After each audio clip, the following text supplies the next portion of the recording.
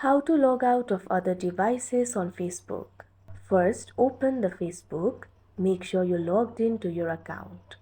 Tap on the three lines that you can see at the top left corner of your screen. Tap on this option Settings and Privacy. Tap on the option Settings. Wait until Settings is loaded. Tap on this option Account Center. Now you can access Account Center. Tap on this option Password and Security. Tap on this option where you're logged in. You can see the devices that you're logged in for the accounts. Tap on the account of your choice.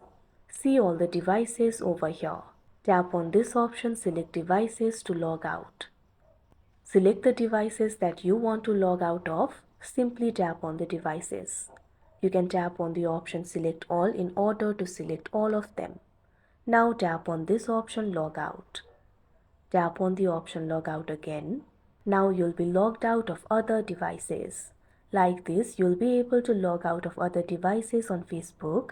That's it for this video. Thank you for watching.